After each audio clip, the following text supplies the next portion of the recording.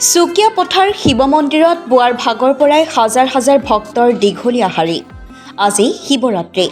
ৰাজ্যৰ ভিন্ন প্ৰান্তৰ লগতে সৰুপথাৰ সমজিলাৰ অন্তৰ্গত সুকীয়া পথাৰ শিৱ বাবা মন্দিৰতো আজিৰে পৰা ৫ দিনীয়াকৈ অতি উলহ মালহেৰে মহা শিৱৰাত্ৰিৰ আয়োজন কৰিছে। মন্দিৰৰ চৌহদত পুৱাৰ ভাগৰ পৰাই দেখা গ'ল অগণন লোকৰ ভিৰ।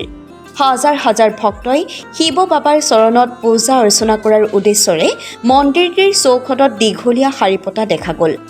দূৰ দূৰণিৰ পৰা অহা সহস্ৰাধিক ভক্তই মূল মন্দিৰ ভাগিৰ পিছফালে শাৰী শাৰীকৈ থকা শিৱ বাবাৰ লিংগত গাখীৰ আৰু পানী ঢালি পূজা অৰ্চনা কৰে।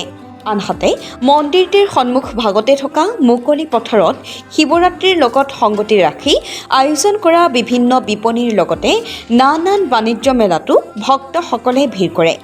শিৱৰাত্ৰিৰ ভাগ সুকলমে পৰিচালনা কৰাৰ ক্ষেত্ৰত মন্দিৰ পৰিচালনা সমিতিয়ে বিভিন্ন শিতানত প্ৰায় অৰ্ধশতাধিক স্বেচ্ছাসেৱক নিয়োগ কৰি ৰাখিছে বুলি জানিব পৰা গৈছে। সৰুপথাৰ অঞ্চলৰ গৌৰৱ তথা বীৰ শ্বহীদ কুশল কোঁৱৰৰ বাসভৱনৰ নাতি দূৰৈত অৱস্থিত সুকীয়া পথাৰৰ এই শ্ৰী শ্ৰী শিৱ বাবাৰ মন্দিৰ ভাগৰ এক ঐতিহ্যপূৰ্ণ ইতিহাস আছে। বৰ্তমান সময়ত মন্দিৰ ভাগৰ নিৰ্মাণ কাৰ্যও চলি আছে। সৰুপথাৰ সমষ্টিৰ বিধায়ক বিশ্বজিৎ ফুকনে মন্দিৰটিৰ নিৰ্মাণ কাৰ্য সম্পূৰ্ণ কৰাৰ বাবে ৩ লাখ টকাৰ অনুদান আগবঢ়াইছে বুলি মন্দিৰ পৰিচালনা সমিতিয়ে জানিবলৈ দিয়ে। সৰুপথাৰ পৰা মন্টু শৰ্মা ৰিপৰ্টাৰ লাইভ অসম। নমস্কাৰ, জয় শিৱ।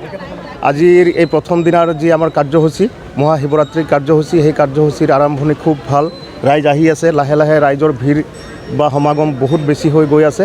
আৰু ইয়াত বজাৰ হাট পাতিবলৈ আমাৰ অসমৰ বাহিৰৰ পৰাও যেনে ঝাৰখণ্ডৰ পৰা আহিছে, আগৰতলাৰ পৰা আহিছে, আমাৰ অসমৰ বিভিন্ন জিলাৰ ৰাইজ আহিছে, বজাৰ হাট পাতিছে।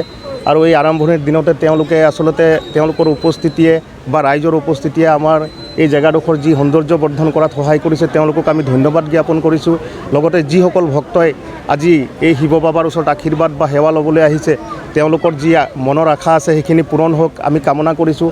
লগতে বজাৰ হাট কৰিবলৈ অহা বিভিন্ন জিলাৰ পৰা তথা অসমৰ বাহিৰৰ পৰা, যেনে মই কৈ গৈছোঁ যে আগৰতলা, ঝাৰখণ্ড, ডিমাপুৰ এনেকৈ ৰাজ্যৰ পৰা যিসকল ব্যৱসায়ী লোক আহিছে বজাৰ হাট পাতিবলৈ, তেওঁলোকৰো যাতে মংগল হওক, সকলোৰে মংগল হওক তাকে কামনা কৰিছোঁ। লগতে আৰু এটা কথা জনাবলৈ পাই আমি খুবেই সুখী যে যোৱাকালি আমি আমাৰ স্থানীয় সৰুপথাৰ সমষ্টিৰ বিধায়ক ডাঙৰীয়াৰ লগত ফোনযোগে কথা পাতিছিলোঁ।